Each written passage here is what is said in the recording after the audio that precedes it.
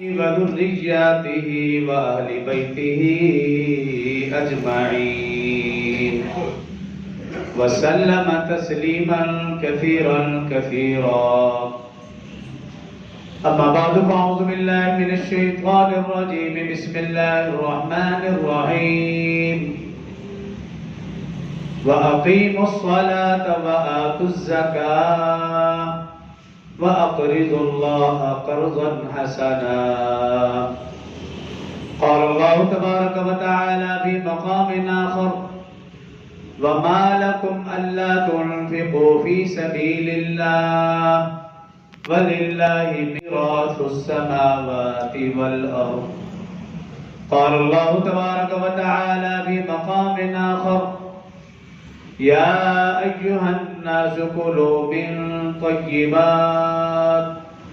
قال الله تبارك وتعالى في مقام آخر: يوم يحمى عليها في نار جهنم فتكوى بها جباههم وجنوبهم وظهورهم هذا ما كنزتم لأنفسكم فذوقوا ما كنتم تكنزون.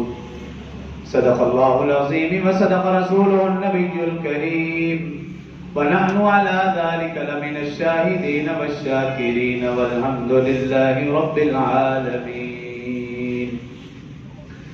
تمام احباب ایک مرتبہ بآواز بلند نماز والا درود شریف پڑھ لیں. اللهم صل على محمد وعلى آل محمد كما صليت على إبراهيم وعلى آل إبراهيم إنك حميد مجيد.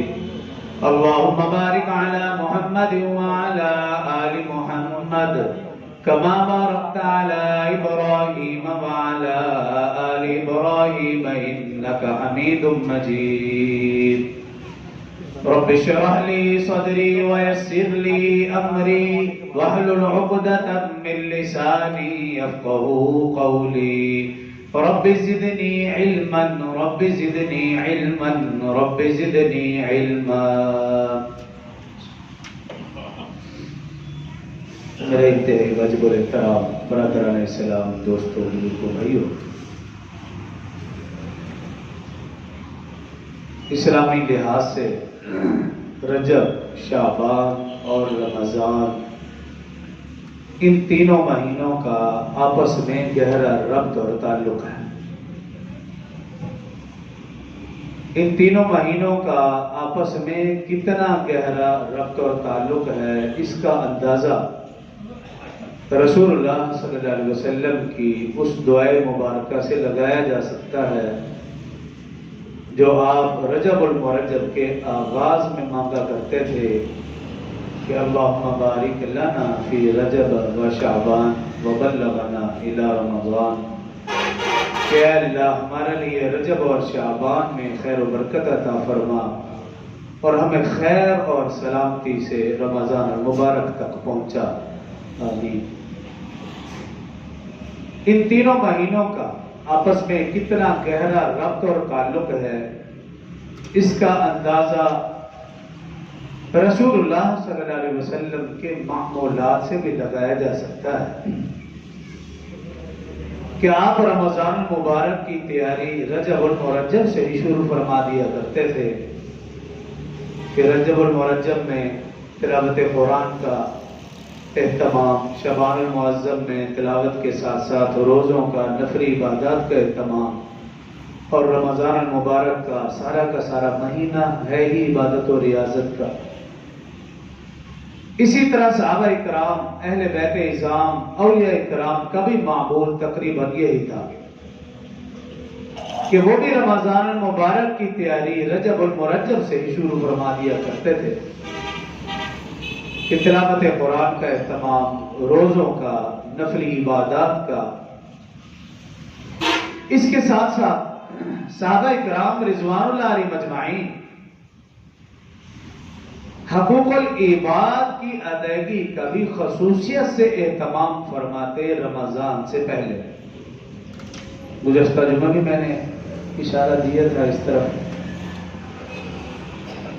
اور حقوق العباد میں سے بھی خاص طور پر رمضان مبارک سے پہلے وہ زکوٰۃ، صدقہ و خیرات، اس کا اہتمام فرماتے ہیں تاکہ مستحقین تک رمضان سے پہلے پہلے زکوٰۃ پہنچ جائے، صدقہ و خیرات پہنچ جائے،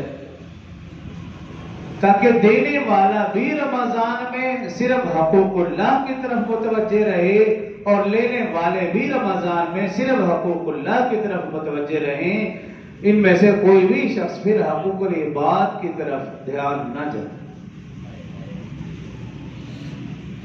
حقوق العباد میں سے زکوٰۃ اور صدقہ و خیرات کو آج کے مختصر سے خطبہ میں اس حوالے سے چند گزارشات عرض کروں گا۔ دین اسلام کی بنیاد 5 چیزوں پر ہے۔ بنی الاسلام علی 5، کہ دین اسلام کی بنیاد 5 چیزوں پر کلمہ، نماز، روزہ، زکوٰۃ، حج۔ اور رسول اللہ صلی اللہ علیہ وسلم نے دین اسلام کو ایک عمارت کے ساتھ تشبیہ دی کہ جیسے ایک عمارت ہو، اس کی بنیاد، اس کی دیواریں اور اس کی چھت مل کر مکمل کمرہ بنتا ہے، مکمل عمارت کہلاتی ہے۔ فرمایا دین اسلام ایک عمارت ہے، اس کی بنیاد کلمہ ہے، اس کا بنیادی ستون نماز ہے، روزہ اور زکوٰۃ اس کی دیواریں ہیں، حج اس کی چھت ہے۔ اگر کسی عمارت کا کمرے کا دروازہ نہ ہو یا خدا نہ خواستہ اس کی بنیاد مضبوط نہ ہو یا دیوار نہ ہو یا چھت نہ ہو، اس عمارت کو کوئی مکمل عمارت نہیں کہتا۔ بالکل اسی طرح اگر کوئی مسلمان، کوئی مومن ان 5 بنیادی ارکان کے اوپر صحیح عمل پیرا نہیں ہوتا یا ان میں سے کسی ایک رکن سے لاپرواہی برتتا ہے تو اس کا ایمان کامل نہیں، ایمان اس کا کمزور ہے۔ لیکن ان 5 بنیادی ارکان میں سے سب سے مظلوم ترین رکن وہ زکوٰۃ ہے کہ مسلمان کلمے کا بھی ورد کرتا ہے، ذوق شوق رکھتا ہے، شوق سے پڑھتا ہے، تنہائی میں، خلوت میں، جلوت میں، انفرادی ہو یہ اجتماعی، اس کا اہتمام ہوتا ہے۔ ایک مسلمان ذوق شوق سے نماز کا بھی اہتمام بآسانی کر لیتا ہے، روزے بھی مسلمان رکھ لیتے ہیں بخوشی، حج کے لیے لاکھوں روپے بھی مسلمان بآسانی جمع کر لیتا ہے اور اس کے لیے بھی تگودو کرتا ہے۔ لیکن جب زکوٰۃ کی باری آتی ہے تو یہ مسلمان ہیلے بہانے کرتا ہے۔ صاحب حیثیت آدمی بھی یہ سوچتا ہے کہ ایک مکان ہے تو 2 ہونے چاہیے، ایک گاڑی ہے تو 2 ہو، لہذا میں تو زکوٰۃ میرے اوپر نہیں بنتی، میری تو اپنی بڑی ضروریات ہے، میں تو خود مقروض ہوں۔ ایسے ہیلے بہانے کرتا ہے، شیطان ایسا وسوسہ ڈالتا ہے، وہ خود ہی فیصلہ کرتا ہے کہ میرے اوپر تو زکوٰۃ فرض ہی نہیں، میرے اوپر تو صدقہ و خیرات بنتے ہی نہیں، بلکہ وہ یہ سمجھنے لگ جاتا ہے کہ مجھے ہی زکوٰۃ دیجیے۔ تو یہ ایک مظلوم ترین رکن ہے۔ حالانکہ آپ قرآن پاک میں دیکھیں 33 سے زیادہ مقامات قرآن میں ایسے ہیں جہاں اللہ نے نماز اور زکوٰۃ دونوں کا اکٹھے ذکر کیا، بار بار ذکر کیا، کثرت سے ذکر کیا۔ نماز کے ساتھ کلمے کا بھی تو ذکر ہو سکتا تھا، نماز کے ساتھ روزے کا بھی تو ذکر ہو سکتا تھا، نماز کے ساتھ حج کا بھی تو ذکر ہو سکتا تھا، لیکن نہیں، بار بار زکوٰۃ کا ذکر ہے۔ میرے اور آپ کے دلوں میں صرف یہ بات بٹھانے کے لیے کہ جس طرح نماز کو اہمیت دیتے ہو اسی طرح زکوٰۃ کو بھی اہمیت دو۔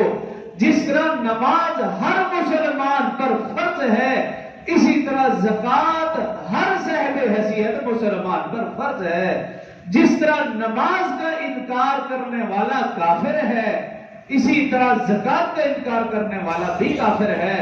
جس طرح نماز کو چھوڑنے والا فاسق و فاجر و گناہگار ہے، اسی طرح زکات کو چھوڑنے والا بھی فاسق و فاجر و گناہگار ہے. بار بار کہا کہ الصلاۃ والزکات. سیدنا ابوبکر صدیق رضی اللہ عنہ رسول اللہ صلی اللہ علیہ وسلم کی رحلت کے بعد خلیفہ بنے تو سب سے بڑے دو فتنے ان کے سامنے ہیں. ایک فتنہ مسلمہ کذاب کا جس نے جھوٹی نبوت کا دعویٰ کیا، اس کا قلعہ کیا، اور دوسرا مسلمانوں میں سے کچھ لوگ ایسے بھی ہوئے نو مسلم جو کہنے لگے ہم زکات دیا کرتے تھے رسول اللہ صلی اللہ علیہ وسلم کی وجہ سے، جب رسول اللہ صلی اللہ علیہ وسلم اس دنیا سے تشریف لے گئے تو اب ہم زکات نہیں دیں گے. سیدنا ابوبکر صدیق رضی اللہ عنہ کو جیسے ہی معلوم ہوا، بغیر سوچے سمجھے مشورہ کیے فوراً ان منکرین زکات کے خلاف جہاد کا اعلان کر دیا. اور کچھ صحابہ آپ کے پاس آئے اور عرض کیے، اے امیر المومنین، خلیفۃ المومنین، خلیفۃ المسلمین، آپ نے اتنا بڑا قدم اٹھایا، وہ تو کلمہ وہ مسلمان ہیں، ہمارے ساتھ نماز پڑھتے ہیں، روزہ رکھتے ہیں، صرف زکات کا انکار کیا اور آپ نے ان کے خلاف جہاد کا اعلان. آپ نے ایک بات سمجھی جو آپ کو بھی سمجھانا چاہتا ہوں. سیدنا ابوبکر رضی اللہ عنہ نے فرمایا کہ دین اسلام کے 5 بنیادی ارکان ہیں. اگر کوئی بھی شخص ان 5 بنیادی ارکان میں سے کسی ایک رکن کا انکار کر دے وہ مسلمان نہیں رہتا.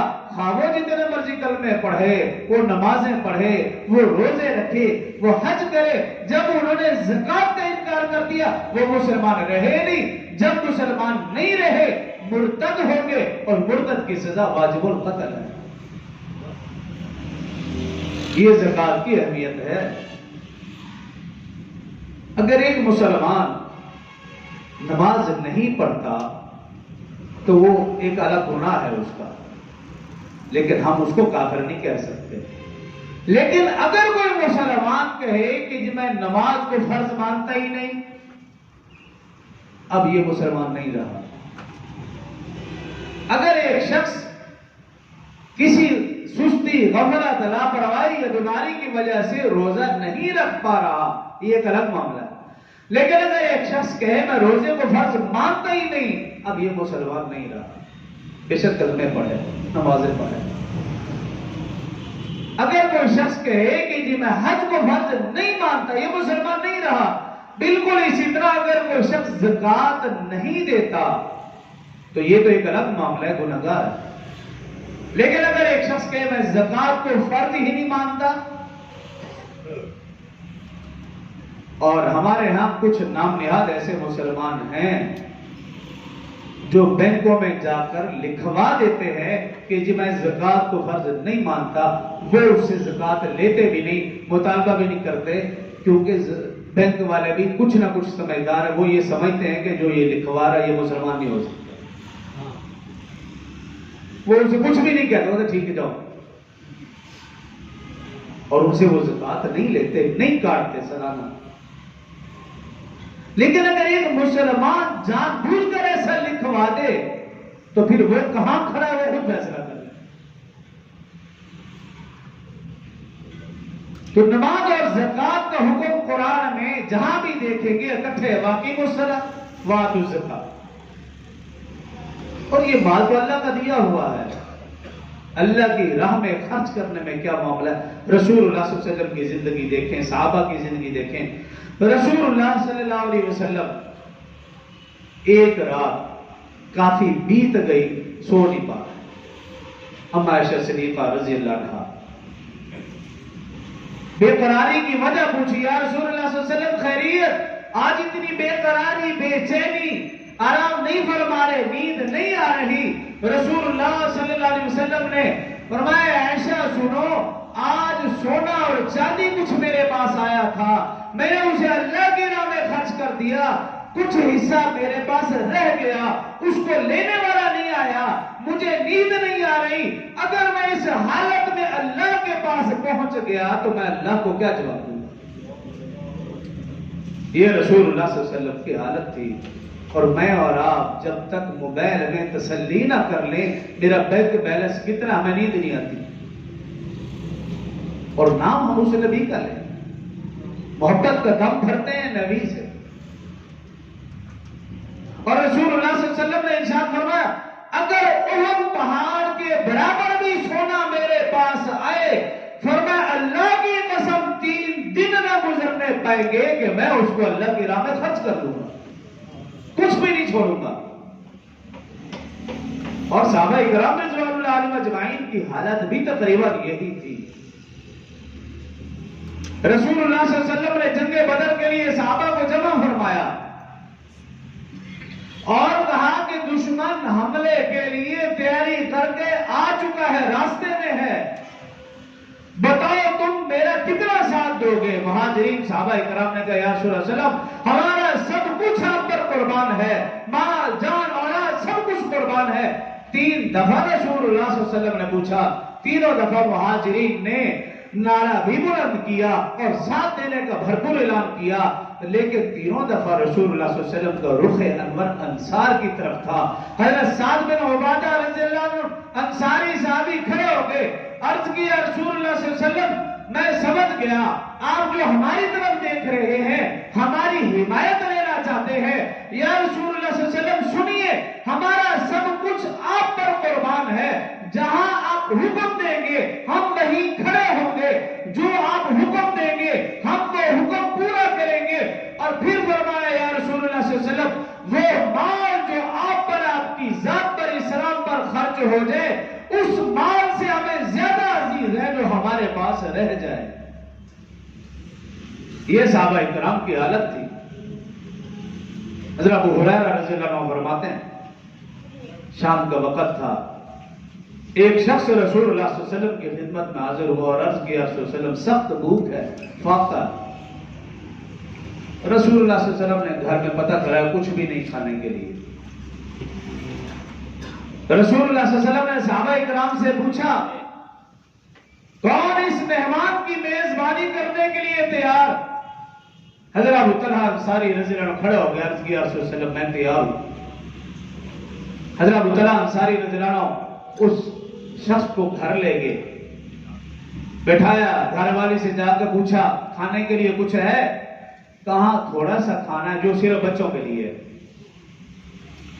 اب حضرت ابو طلحہ انصاری رضی اللہ عنہ نے بیوی سے کہا کہ تم کسی طرح بچوں کو سلا دو بھوکا، اور جب میں مہمان کو کھانے کے لیے لاؤں چراغ کو درست کرنے کے بہانے بجھا دینا اور ہم ویسے ہی ساتھ بیٹھے رہیں گے یہاں تک کہ وہ کھانا کھا لیں۔ بیوی نے بچوں کو بھوکا سلایا اور کھانے کے وقت مہمان کو لائے، بیوی نے درست کرنے کے بہانے چراغ کو بجھا دیا، دونوں میاں بیوی بھی بھوکے بیٹھے رہے، مہمان نے کھانا کھایا، صبح ہوئی، سیدنا حضرت ابو طلحہ رضی اللہ عنہ مسجد نبوی میں تشریف لے گئے۔ رسول اللہ صلی اللہ علیہ وسلم نے پوچھا ابو طلحہ کہاں ہو؟ انہوں نے ہاتھ کھڑا کیا، عرض کیا رسول اللہ صلی اللہ علیہ وسلم حکم فرمائیے۔ اپنے فرمایا جو تم نے کیا اللہ کو تمہاری ادا اتنی پسند آئی، اللہ نے تمہاری شان میں 28واں سپارہ سورۃ الحشر آیت مبارکہ اتار دی، وَيُؤْثِرُونَ عَلَىٰ أَنفُسِهِمْ وَلَوْ كَانَ بِهِمْ خَصَاصَةٌ۔ اے میرے محبوب تمہارے صحابہ تو ایسے ہیں، خود بھی بھوکے رہے، بچوں کو بھی بھوکا رکھا، لیکن آنے والے مہمان کی عزت و تکریم کی اسے بھوکا نہیں رہنے دیا۔ یہ صحابہ تھے، تو میں اور آپ بھی تو انہیں صحابہ کے نام لیوا ہیں، نعرے لگاتے ہیں، دم بھرتے ہیں، لیکن آج ہم اپنے ارد گرد اپنے رشتہ داروں میں کنبہ قبیلہ برادری میں ان کے ساتھ میرا اور آپ کا کیا رویہ ہے وہ بھی ہم اچھی طرح جانتے ہیں۔ تو اللہ کا دیا ہوا مال اللہ کی راہ میں خرچ کرنا، حضرت اسماء بنت ابوبکر صدیق رضی اللہ عنہ فرماتی ہیں کہ رسول اللہ صلی اللہ علیہ وسلم مسجد نبوی میں ارشاد فرما رہے تھے، میں ساتھ ہی حجرے میں یہ ارشاد خود سن رہی تھی کہ رسول اللہ صلی اللہ علیہ وسلم نے ارشاد فرمایا کہ جب مسلمان کو معلوم ہو جائے کہ یہ جگہ ایسی ہے کہ یہاں پہ مال خرچ کرنا بنتا ہے، یہاں مال خرچ کرنے سے اللہ راضی ہوگا، اور وہ مسلمان وہاں مال خرچ کرے، لیکن خرچ کرتے ہوئے گن کر خرچ نہ کرے، ضرورت سے زیادہ خرچ کرے، اللہ اسے بھی اس کی ضرورت سے زیادہ عطا فرماتے ہیں۔ اور فرمایا اگر مسلمان وہاں خرچ کرتے ہوئے گن کر خرچ کرے گا، اللہ اسے دیتے ہوئے بھی گن کر، یعنی اس کے مال میں سے برکت ختم کروا دے گا۔ اور ایک اور مثال دی حضرت ابو ہریرہ رضی اللہ عنہ کی روایت، رسول اللہ صلی اللہ علیہ وسلم نے ارشاد فرمایا جب کوئی شخص اللہ کی راہ میں مال خرچ کرتا ہے، اللہ اس کے مال کو اپنے دائیں ہاتھ میں لے لیتا ہے، اور وہ مال بڑھتا رہتا ہے یہاں تک کہ احد پہاڑ سے بھی زیادہ۔ اور اس کی مثال دی جیسا کہ اگر کوئی شخص بکری کا بچہ یا بچڑے کا بچہ پالے، وہ اس کے پاس چھوٹا سا لے کر آیا، بڑا ہوتا گیا، اسی طرح وہ مال بڑھتا رہتا ہے احد پہاڑ سے بھی زیادہ۔ جب وہ قیامت کے دن بندہ اللہ کے سامنے حاضر ہوگا تو وہ نیکیوں، پہاڑوں کی نیکیوں کی صورت میں اس بندے کے سامنے آ جائے گا۔ تو اللہ کا دیا ہوا مال اللہ کی راہ میں خرچ کرنا اور پھر مسلمان اس سے کترائے، یہ کیسے ممکن؟ پر حدیث مبارکہ میں ہے، حضرت ابو ہریرہ رضی اللہ عنہ فرماتے ہیں روزانہ صبح کے وقت ایک فرشتہ سخی کے لیے دعا کرتا ہے جو اللہ کی راہ میں مال خرچ کرے، اس کے لیے دعا کرتا ہے۔ اور حدیث میں کہ وہ دعا کیا کرتا ہے؟ اللہم اعطی منفقا خلقا، اے اللہ آج کے دن میں جو شخص تیری راہ میں مال خرچ کرے، میں فرشتہ اس کے لیے دعا کر رہا ہوں، یا اللہ تو اس کے مال میں دنیا میں بھی برکت عطا فرما اور آخرت میں اسے بہترین بدلہ عطا فرما۔ اور حدیث میں کہ روزانہ صبح ایک فرشتہ اس کنجوس اور بخیل کے لیے بد دعا کرتا ہے جو اس دن اللہ کی راہ میں مال خرچ نہیں کرتا۔ وہ فرشتہ بد دعا کیا کرتا ہے؟ اللہم اعطی ممسکا تلفا، اے اللہ آج کے دن میں جو شخص تیری راہ میں مال خرچ نہ کرے تو اس کے مال کو تباہ و برباد کر۔ اللہ کا دیا ہوا مال اللہ کی راہ میں خرچ کرنے سے مسلمان کترائے، یہ کیسے ممکن ہے؟ مسلمان تو وہ ہے جو خود بھوکا پیاسا رہ جائے، اپنے مسلمان بھائی کی امداد کرے۔ اور صحابہ کرام کی زندگیاں گواہ ہیں، اہل بیت اعظام کی زندگیاں گواہ ہیں، اولیاء کرام کی زندگیاں گواہ ہیں۔ وہ خود بھوکے پیاسے رہے لیکن ان کے قرب و جوار میں یا ان کے علم میں ہوتے ہوئے مسلمان بھوکا پیاسا رہ جائے اور وہ آرام سے رہے، ایسا نہیں ہوا۔ اور جو شخص اللہ کا دیا ہوا مال اللہ کی راہ میں خرچ کرتا ہے، اگر اس کو آپ ترتیب سے لے کر چلیں گے، جو اللہ کا دیا ہوا مال ہے اس کو اللہ کی راہ میں خرچ کیسے کرے، اس کے لیے ایک واقعہ جو حدیث مبارکہ میں ہے ہمارے لیے سمجھنا آسان ہوگا کہ ہم اللہ کے دیے ہوئے مال کو اللہ کی راہ میں کیسے خرچ کریں۔ حضرت ابو ہریرہ رضی اللہ عنہ فرماتے ہیں رسول اللہ صلی اللہ علیہ وسلم نے صحابہ اکرام کے مجمع میں واقعہ سنایا کہ ایک شخص تھا، میدان میں جا رہا ہے،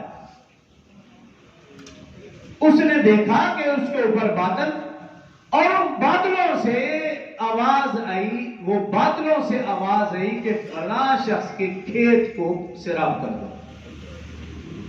وہ شخص بڑا حیران ہوا کہ بادلوں سے آواز آئی، ایک شخص کا نام لیا گیا اور نام لے کر کہا گیا کہ فلاں کے کھیت کو سیراب کرو، تو جدھر جدھر بادل جا رہے وہ شخص اس کے پیچھے پیچھے۔ ایک جگہ وہ بادل برسے پانی جمع ہوا، یہ شخص وہاں پہنچ گیا، کیا دیکھتا ہے کہ ایک شخص وہاں کھڑا ہے اور وہاں سے پانی لے کر اپنے کھیتوں کو سیراب کر رہا ہے۔ تو اس آنے والے شخص نے اس آدمی سے پوچھا تمہارا نام کیا؟ اس نے اپنا نام بتایا، نام وہی تھا جو اس نے بادلوں سے سنا تھا۔ وہ اور حیران ہوا، اب اس سے پوچھا بھئی تمہارا کون سا خاص عمل ہے؟ اس نے کہا میرا تو کوئی خاص عمل نہیں۔ اس نے کہا نہیں تمہارا کوئی خاص عمل ضرور ہے۔ اس نے کہا تم کیوں پوچھنا چاہتے ہو؟ اس نے کہا میں اس لیے پوچھنا چاہ رہا ہوں کہ ان بادلوں سے میں نے تمہارا نام سنا، یہ بادل کہہ رہے تھے کہ فلاں شخص کے کھیتوں کو سیراب کرنا ہے، وہاں برسنا ہے، میں اس لیے کوئی خاص عمل پوچھ رہا ہوں۔ اس آدمی نے کہا میرا تو کوئی خاص عمل نہیں، ہاں عرصہ دراز سے ایک میرا معمول ہے کہ جب یہ میری گندم تیار ہو جاتی ہے میں تیار شدہ گندم کے 3 حصے کرتا ہوں، جو ہمارے پاس مال ہے ہم اس کے 3 حصے کریں۔ فرمایا کہ جو گندم تیار ہو جاتی ہے اس کے 3 حصے کرتا ہوں، ایک حصہ اللہ کی راہ میں خرچ کر دیتا ہوں، ایک حصہ پھر دوبارہ اسی گندم کی تیاری پر لگاتا ہوں، اور ایک حصہ اپنے بیوی بچوں کی پرورش میں لگاتا ہوں۔ یہ میرا ایک عمل ہے۔ رسول اللہ صلی اللہ علیہ وسلم نے ارشاد فرمایا اس کا یہ عمل اللہ کو اتنا پسند آیا کہ جب بھی اسے پانی کی ضرورت ہوتی تھی اللہ بارش برسا دیا کرتے تھے۔